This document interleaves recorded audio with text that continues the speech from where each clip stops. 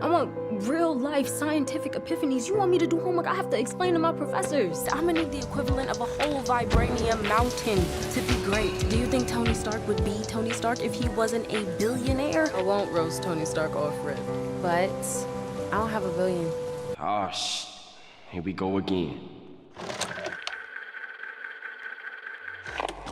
In Ironheart, genius inventor Riri Williams wants to become the new Iron Man by recreating Tony Stark's armor tech, which is proving difficult because she doesn't have billions of dollars at her disposal like Tony did in that cave where he created the technology. Wait a minute. Do you think Tony Stark would be Tony Stark if he wasn't a billionaire? Tony Stark was able to build this in a cave with a box of scraps! So, as you may already know, this show is a fitting addition to Disney's other recent high-profile content. Welcome to the rice field. Its score on IMDb is horrendous, and even on the more moderated Rotten Tomatoes, it still ranks low in the MCU, behind shows like this and even whatever this is. What is that?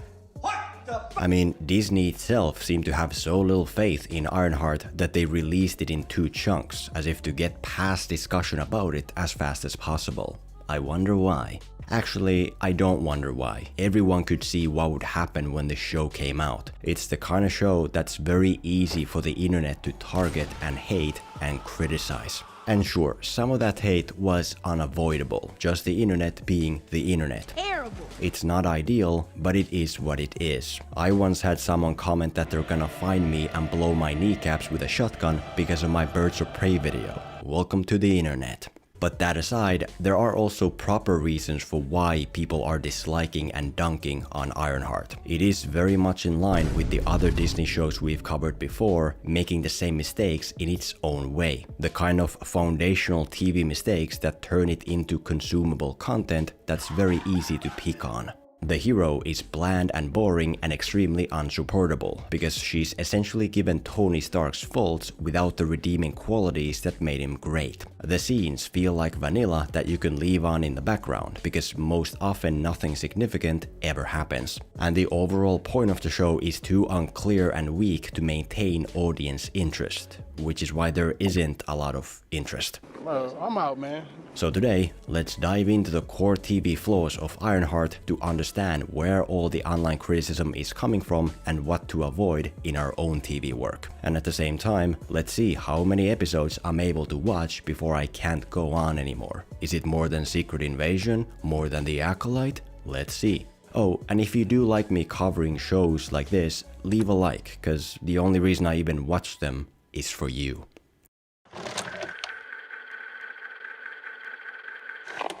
One core TV problem here is that the main character is pretty terrible, a whining, self-righteous, undeserving loaf of bread. And since TV is mostly focused on character, that's a death sentence. In the first episode, Riri is quickly proposed to be the new Tony Stark, a brilliant inventor who acts arrogant and superior. And that in itself is fine. Tony was the same, yet he was liked and supported by all audiences anyway. But the thing is, Riri is not likable or supportable at all, because she doesn't share Tony's redeeming qualities. Instead, she's made up of the least appealing qualities that any hero can. First off, Riri is a whiner. In the beginning, she recaps how she's done an internship in Wakanda and now studies at a top-notch university. And literally one of the first things she says is an excuse. I can be the greatest inventor of my generation, which doesn't mean much without the resources to bring my ideas to life. Do you think Tony Stark would be Tony Stark if he wasn't a billionaire? There you go. One of the worst, most off-putting first impressions possible. And the same continues throughout the episode. No matter what happens, Riri maintains this weird victim mentality. She gets kicked out of school for repeatedly breaking the rules and complains that it's unfair. She goes home with her broken suit and wants to repair it, but apparently can't because she doesn't have billions. It's always the same. Oh, I would do all these amazing things, but I can't because wah. You want me to do homework? I have to explain to my professors. I'm gonna need the equivalent of a whole vibranium mountain to be great. I don't have a billion, and I can't compete without resources.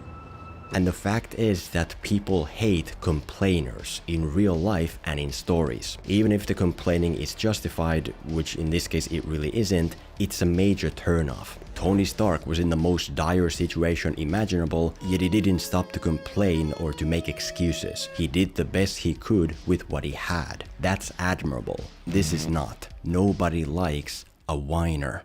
Secondly, Riri is self-righteous, usually unable to put her actions where her mouth is. Throughout the episode, she acts above everything and everyone. She's destined to become better than the best. She's too cool for school. She goes home and wants the local kid to talk up to her. You can call me Miss Riri. As a whole, Riri has a major superiority complex, which would be fine if she could back it up, but she can't. She is a brilliant mechanic and she does have one really good scene of showcasing her ability to think outside the box, yes. But in the grand scheme of things, her brilliance seems a bit limited. She's supposed to be super tech smart, yet she's too dumb to get her suit AI to work outside her school. She's supposed to be super industrious, yet her plan to get parts is to go beg for them for free. Please, sir. I want some more. Even when she creates her own AI, she kinda just plugs in a cable and puts it on her head and simsalabim, there's the AI. Hello there. I just don't get to see her brilliance enough to back up her obsession with putting everything and everyone else down. Well, I won't roast Tony Stark off rip, but Tony Stark was an arrogant a-hole, yeah, but it was justified. When he acted one of a kind, it's because he really was. He was able to build an escape when imprisoned in the desert by an army of bad guys. He was special. And although Riri is gifted, I could see there being many just like her. She's standing on someone else's shoulders, recreating what they created. You don't just automatically deserve to be the best. So learn some respect and pipe down a little, okay? bigger than Pym, right? Bigger than Stark. Yeah.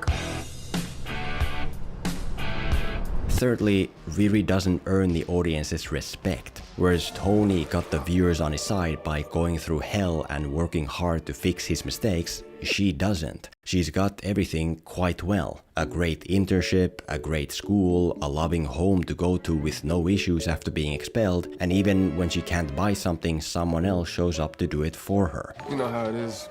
Altogether, life is pretty easy for Riri. She has emotional baggage, which helps a bit, especially in the later episodes, but her road forward is very effortless. She doesn't have to struggle to get forward, not enough to earn the respect she thinks she's worth.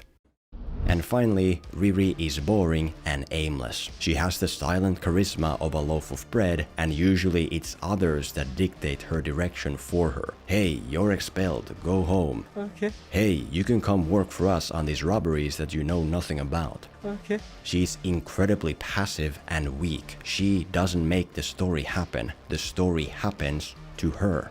Above all else, Tony was a strong personality. He was always the one dictating direction, Call for a press conference now. Call for a press conference. Yeah, cheeseburger first. on top of which he had hilarious charisma. When he acted like an a-hole, he made you laugh. He was funny, which made him likable, which made him someone the audience wants to support, even if they maybe yet shouldn't. Good God, you're a woman. I thought of you as a soldier first. Having a hard time not looking at you now. Is that weird?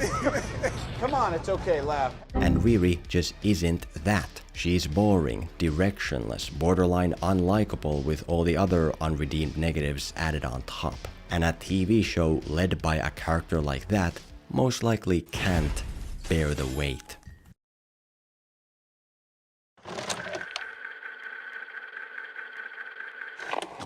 Another core TV problem here is the lack of conflict in scenes, which leaves most of the show feeling like insignificant vanilla that you can leave on in the background.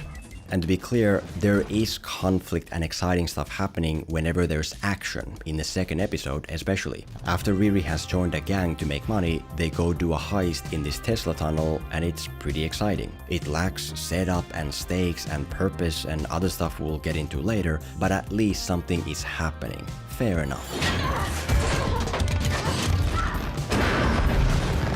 But since this is TV and not a 2-hour movie, most of the time there is no action. Most of the show is dialogue, people talking. And as once said by a screenwriting goat, even in dialogue scenes you must maintain conflict with a simple formula: intention and obstacle. Here's what's key in creating drama: intention an obstacle. Somebody wants something, something standing in their way of getting it. The tactics that your protagonist uses to try to overcome that obstacle. And whenever the show is about dialogue, usually there is no intention or obstacle, no conflict, nothing significant to maintain your focus. Riri wakes up and meets the brother of her dead friend who invites her out, and she's like, okay. Riri goes to meet the gang to talk about the heist, and there's exposition about people's backgrounds, and then they just kind of yap about details. You'll upload a virus created by yours truly into one of Tunnel's mobile... Characters hang out here, hang out there, hang out everywhere, in total harmony. There's no disagreement to solve, no broken relationship to fix, no hurdle to overcome, nothing to achieve to get to the next step. And that's not compelling. The reason you can leave most of the show in the background is because you're not missing anything of value. It's not that important or serious, just words. So, like, when do we get paid? Is like a direct deposit? That's a good question. It's wholesome. A wholesome bunker. Would a shady bunker have that on the wall? It's literally above a crate of self-guided missiles. I'm returning those. Furthermore, even when there is a concept of intention and obstacle present in a dialogue, it still falls short because it's not strong enough. For instance, after Riri has half accidentally created an AI of her dead friend, she has to hide it from her mom. Except not really. She doesn't have to convince her mom to stay away somehow. What do you want for dinner tonight? And it doesn't matter anyway, because why couldn't the mom see the AI? She sees it later and it's fine. The conflict is too weak to matter. Same when Riri needs a new part for her suit to pull off the heist, which happens on easy mode. The AI says that, oh, there's a black market guy with the part and here's the address. Oh, okay. Then Riri goes there and finds the guy and needs the part from him. And that is a great basis for intention and obstacle. Riri needs something from this guy, which he doesn't want to give, so she has to get leverage on him to make him comply. Where is your stash? And maybe whoever you're looking for lived here before me and forgot. But the way she does that is this. If you don't work with me here, the FBI gets a call from a concerned neighbor. Yeah, she goes up to the guy and says to give her the part or she calls the police. First off, she doesn't even know where the guy's stuff is, and it's not even fully clear if it's illegal, so what is she gonna say? Hello, police, my AI told me that this guy has high-tech equipment somewhere. Come quick. And even if she could endanger him with a call, that's way too easy. Imagine all TV criminals did this to each other. Oh, you need to help me or I call the police. You need to help me or I call your mom. The conflict feels fake, and because of that, so does this relationship. They drive a car singing songs. They hang out in the guy's hideout yapping. You can give this less than half your attention and you'll miss nothing of value. The point is that to make a compelling TV show, you need compelling conflict in dialogue. I recently rewatched Taboo, and it was amazing in this. Characters are constantly at odds trying to gain leverage on each other. The East India Trading Company plans to assassinate the hero to inherit his treasure through his sister. So to stop that, the hero writes a will to leave his treasure to the Americans. And so now the company not only can't kill him, but they have to protect him from others like the Americans and the Crown. The show's budget is tiny as hell, yet the conflict is amazing, compelling, worth your full attention. And by the way, there's also an a-hole hero who's able to offset that with other strong qualities. And not only can we not resolve this disaster by killing Delaney, it is now in our urgent interest to keep the bastard alive. The f***ing Americans! I have a use for you. And Ironheart just isn't that. Unless the scenes are action costing millions or mumbo-jumbo tech stuff, nothing is happening, which nobody needs to pay full attention to. And the obstacles have to be real. Tension and obstacle.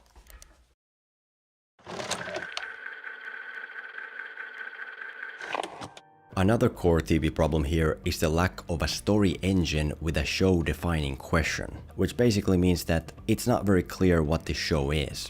In the third episode, a lot is going on. Riri's gang celebrates the tunnel heist. Riri's friend's brother worries where she's getting money. The AI wants to show Riri around and bond with her. And the black market guy wants Riri's help with something. Or else, of course, he's gonna tell her mom. I'm gonna tell your mom how we really know each other.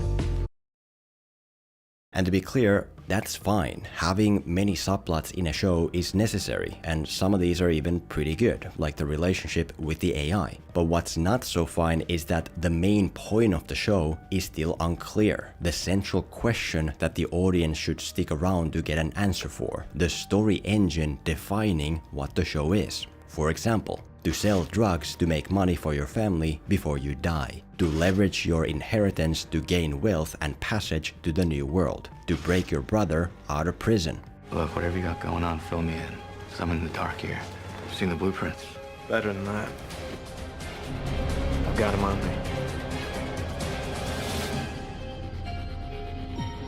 And so far, there have been a few candidates for what the main point of Ironheart could be. Initially, it was for Riri to get money to build a suit, but by now she already has a functional suit and her need for money isn't tangible anyway since we don't ever see her buy anything. All we see is her getting parts from the black market guy for free. So Riri getting money to build a suit is not the main point of the show. Another possibility is the question about the black market guy, who turns out to be the son of Tony Stark's rival. But since he has barely been in the show so far, the truth about him doesn't seem to be the main point either. Another possibility is the robberies. Maybe the show is like one of those cop shows with a new case per episode, one robbery per episode. Except not, because the robberies themselves feel secondary. They get almost no proper setup or explanation, and we barely even know what we're stealing or from who. Some random companies with cringy names. Introducing Tunnel. Next target's Heirloom.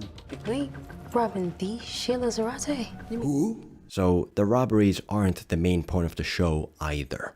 And that's the problem. It's almost the midpoint of the season and it's still not clear what the show is exactly. What is the central question to look for an answer for? And in the modern day, confusion is the greatest enemy of audience retention. If people don't know where they're headed, they're gonna feel stuck in place and they'll get bored and leave. Well, I'm out, man. To be fair though, this show's main point is beginning to reveal itself. Basically, the leader of the gang has a magical cape and he seems fishy. Not only is the AI telling this for some reason, You know nothing about this man. Don't laugh at me. but also at the end of the second episode, the leader shot a guard who had Riri at gunpoint. Only to wound him, sure, but still. And so now, Riri needs to look into this guy and his cape to find out what they really are. But the issue still is that since this main point started to appear so late, there's not enough justification to care. I mean, if Riri thinks the gang is so bad, why doesn't she just stop working with them? She already has a functional suit with AI, so just leave. Why stay? She barely even knows who or what it is they're robbing, so why does it matter to put a stop to it? I don't know, and so it doesn't matter to me.